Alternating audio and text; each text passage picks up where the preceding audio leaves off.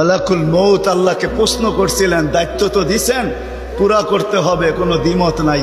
কিন্তু মনে ভাবে মানুষ সারাদিন আমার নামের চর্চা করবে, খালি বলবে এই লোকটার কোনো কাজ নাই, শুধু সারাদিন গাজীপুরে ঘুরতে থাকে, যাকে মনে চায় তাকে উঠায় নিতে থাকে, সারাদিন আমার আলোচনা করবে, মানুষের মুখে মুখে থাকবে।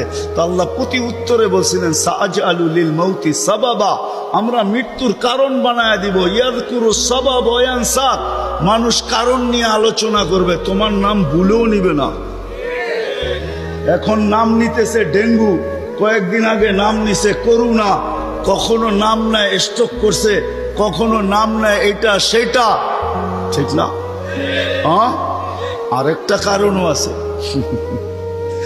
শুধু নবীজির দিকে তাকায়, এই উম্মতের জন্য আল্লাহ এটা করছেন, এই উম্মতের জন্য।